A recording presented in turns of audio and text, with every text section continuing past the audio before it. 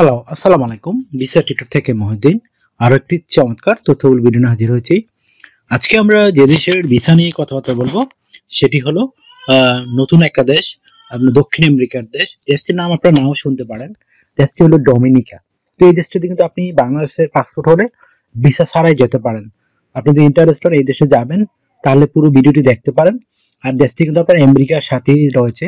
তো আপনি এই দেশে যেতে চান, আমি টোটাল প্রসেস বলে দেবো। আর এখানে কি কি ডকুমেন্ট লাগে সেই ডকুমেন্টগুলো রেডি করলে আপনি কিন্তু এই ডোমিনিকা দেশে যেতে পারবেন। তো আপনি যদি ফুল ভিডিও দেখেন নিজে নিজে কিন্তু আপনি সব কাজ করতে পারবেন। তো চলুন শুরু করা যাক, আমরা টপিকসগুলো কভার করি। তো প্রথমে যে বিষয়টি রয়েছে সেটি হলো আপনি যে ডোমিনিকাতে যাবেন এখানে বিভিন্ন ডকুমেন্ট রেডি করতে হবে। বিশেষ করে আপনার হোটেল রিজার্ভেশন, বা যদি আপনার কেউ দেশে থাকে ইনভিটেশন যদি আপনি আনতে পারেন তাহলে হোটেল রিজার্ভেশন করতে হবে না। তো আপনি যদি না এটা না থাকে আপনাকে অবশ্যই হোটেল রিজার্ভেশন করতে হবে। তারপর আপনাকে ফ্লাইট বুকিং করতে হবে রাউন্ড ট্রিপ, মানে আপনি যাওয়া এবং আসা যে খরচ টিকিট সেই আপনি হোটেল রিজার্ভেশন বা ফ্লাইট রিজার্ভেশন করতে হবে। তারপর রেডি করতে হবে আপনাকে একটা ট্রাভেল আইটিনারি। ধরেন আপনি যদি ওইখানে গিয়ে 15 দিন থাকেন বা 20 দিন থাকেন, তা আপনি ওই 20 দিনে কি করবেন ওই দেশে সেই বিষয়টি একটু সুন্দর করে সাজিয়ে গুছিয়ে একটা ট্রাভেল আইটিনারি রেডি করতে হবে। মানে আপনি সকাল দুপুর রাত কোথায় কি করেছেন টোটাল একটা বর্ণনা থাকবে আপনার। তো আশা করি বিষয়টি বুঝতে পেরেছেন। তারপর রেডি করতে হবে আপনাকে একটা ব্যাংক স্টেটমেন্ট। তো ব্যাংক স্টেটমেন্ট নর্মালি আপনি যখন বিদেশে যাবেন অবশ্যই ডলারে নিতে চেষ্টা করবেন। ধরেন আপনি যদি কোনো দেশে যান, তো আপনি যদি এই ব্যাংক স্টেটমেন্টটা ব্যাংকে যখন স্টেটমেন্ট দিবে তাদেরকে বলবেন যে আমাকে এটা ডলারে দেন, তাহলে কিন্তু তারা ডলারে আপনার টাকাটাকে কনভার্ট করে দিয়ে দিবে। আশা করি বিষয়টি বুঝতে পেরেছেন। তারপর রেডি করতে হবে একটা কাভার লেটার। তো কাভার লেটার কিন্তু আপনার মানে ভিজিট ভিসার একরকম হয় আর জব ভিসার আরেক রকম হয়। তো আপনি ভিজিট ভিসার যে কাভার লেটার সেটি হলো একটু ডিফারেন্ট টাইপের।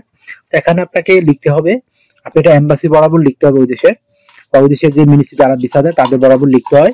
তো আপনি এখানে লিখতে পারেন আপনি ওই দেশে কেন যেতে চান, কত তারিখ থেকে কতদিন থাকবেন, এই বিষয়গুলো একটু সুন্দর করে সাজিয়ে গুছিয়ে লিখতে হবে। তারপর আপনি এখানে যে বিভিন্ন ডকুমেন্ট রয়েছে আপনার যে ডকুমেন্টগুলো আপনি সাথে নেবেন সেই ডকুমেন্টের একটা টোটাল লিস্ট আপনি দিয়ে দিবেন।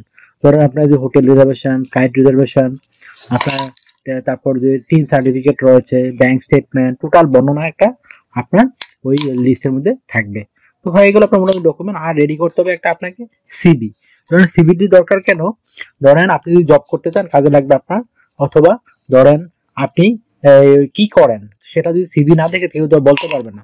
আপনি এই জন্য সিবিটি থাকলে তখন কিন্তু আপনার ওই দেশের কর্তৃপক্ষ আপনার বুঝতে পারবে আপনি এই ধরনের জব করেন বা ব্যবসা করেন।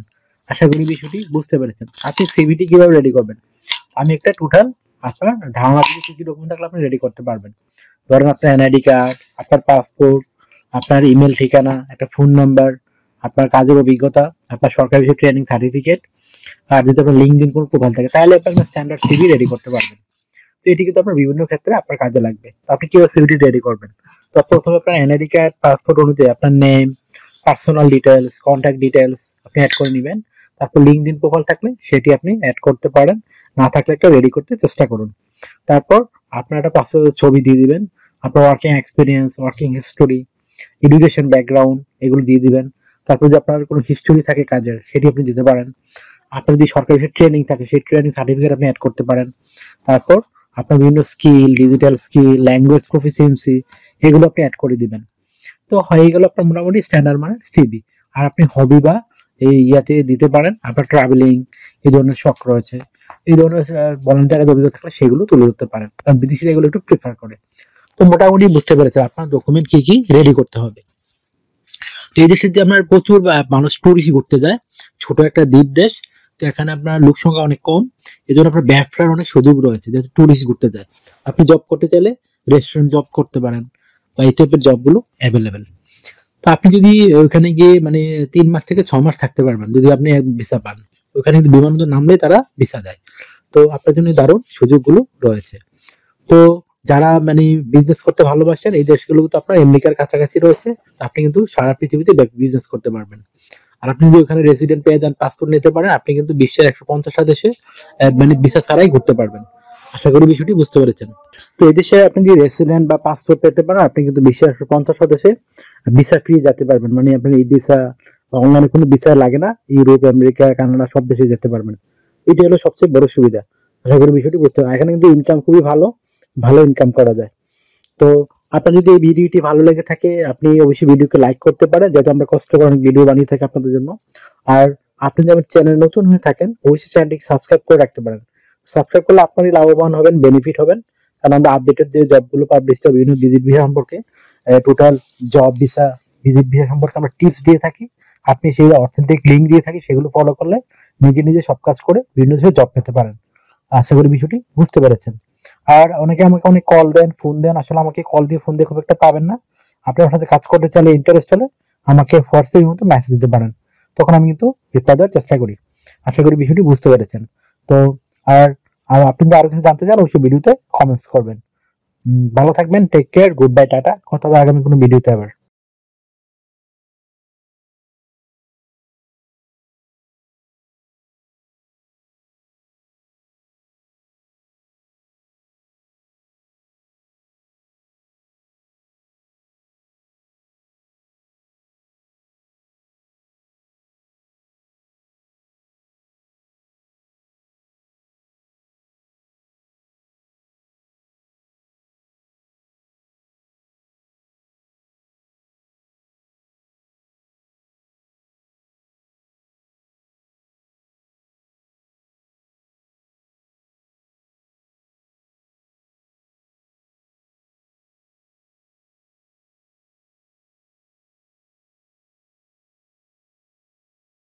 আগামী ভিডিওতে।